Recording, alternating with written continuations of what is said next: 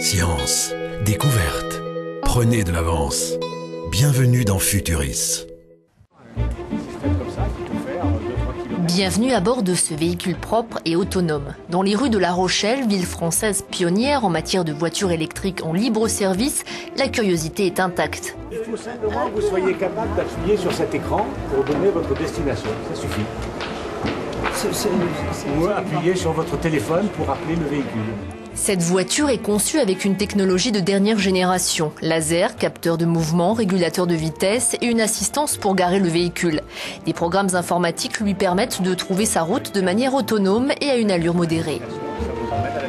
Vous êtes ici dans un cybercar. C'est un véhicule que vous allez pouvoir prendre à une station ou voire même appeler à votre domicile. Il va venir tout seul. Vous montez dans le véhicule, vous donnez sur l'écran votre destination et on a un moteur de traction, on a du freinage électrique et on a une direction électrique et tout ça c'est piloté par les ordinateurs. Moi je suis très handicapée en ce moment. Vous ne pouvez pas conduire. Je ne peux pas conduire, je ne peux pas faire de vélo, je ne peux rien faire. Oui, oui. C'est temporaire mais je pense à des personnes qui sont véritablement handicapées. Et voilà, on pense aussi à ça. Trop de voitures, trop de pollution, les centres-villes européens sont au bord de l'asphyxie. Grâce à cette nouvelle génération de véhicules, c'est un nouvel environnement de transports urbains qui est en train d'être inventé. C'est précisément l'objectif du projet européen CityMobile. Les ingénieurs parient sur ces tout nouveaux prototypes pour rendre le transport dans les centres-villes plus facile, plus propre et plus sûr. Ces voitures sont non seulement capables de rouler de manière autonome, mais aussi de réagir seules au danger. C'est le cas de ce prototype électrique développé en Italie. J'ai été distrait pendant un moment et le système de bord a identifié une situation à risque, un piéton en train de traverser la rue. La voiture s'est immédiatement arrêtée d'elle-même. Un système radar est installé à l'avant de la voiture. Ce radar est capable de reconnaître s'il y a des obstacles sur la route. Le système de bord analyse la nature de ces obstacles, identifie les éventuelles situations risquées et envoie au système de freinage de la voiture un signal lui indiquant de s'arrêter tout de suite.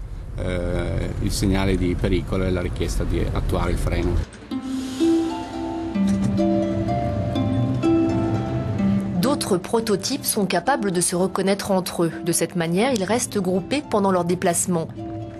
Ils assurent ainsi un service de transport planifié, structuré et sécurisé. Cet ingénieur français collabore au design de ces voitures. Dans les centres-villes, on voit de plus en plus de vélos. Le problème qu'il y a, c'est qu'ils se regroupent à certains endroits et qu'il faut aller les redistribuer en ville. Donc on peut imaginer de la même manière redistribuer des véhicules automatiques et qui s'accrocheraient les uns derrière les autres à un véhicule de tête, et ce qui permettrait d'aller les recueillir partout en ville et de les amener là où on veut. La technologie pour produire ces voitures propres et autonomes existe déjà. La difficulté aujourd'hui est d'intégrer ces prototypes dans les infrastructures existantes.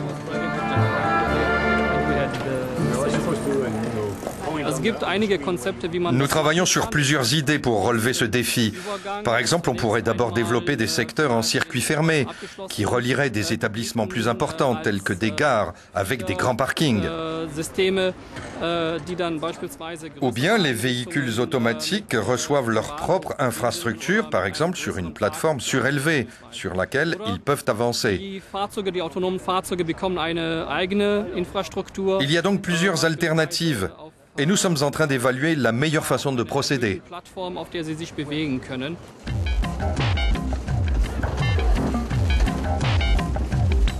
Ces évaluations sont pratiquées dans des laboratoires comme celui-ci, près de Paris. C'est ici que les ingénieurs façonnent les systèmes de conduite autonome de demain. Cette technologie repose sur un système de guidage utilisant des faisceaux laser. Ce sont en quelque sorte les yeux de la voiture. Vous avez un miroir qui tourne, un faisceau laser qui tire dans le miroir et en fonction de l'orientation du miroir, voilà, ça oriente le faisceau laser. Et à partir de ces informations, les obstacles et donc l'absence d'obstacles, ça veut dire espace vide, et les objets en mouvement, vous avez toutes les informations nécessaires pour après suivre une trajectoire et éviter les piétons, les voitures, etc. Ces images, c'est ce que voit la voiture. Des informations qui sont ensuite traitées par les ordinateurs de bord afin de fournir un trajet sécurisé. Les applications d'une telle technologie sont immenses et pas seulement réservées au centre-ville. Dans un aéroport, vous pouvez avoir des navettes qui vous amènent d'un endroit à l'autre ou qui vous emmènent vers l'avion, etc. Vous n'êtes pas censé avoir des milliers de personnes sur le tarmac. Donc dans ce genre d'application, là, ça marche.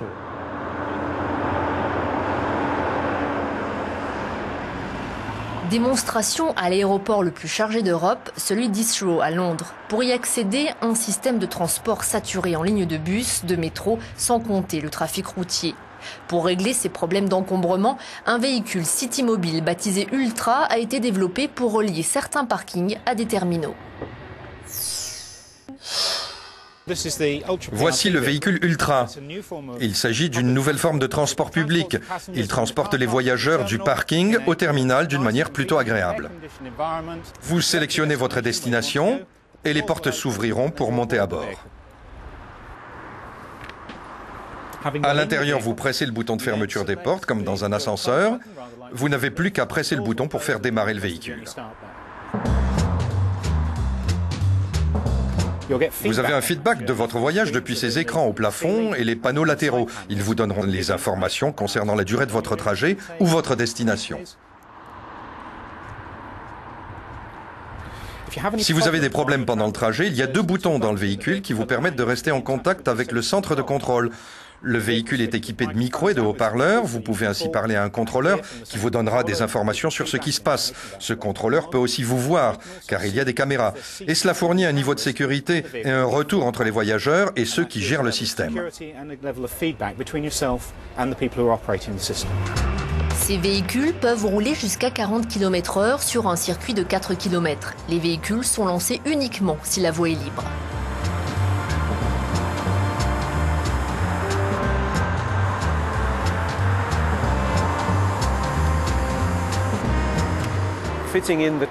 Notre plus grand défi a été d'agencer un circuit près d'une piste.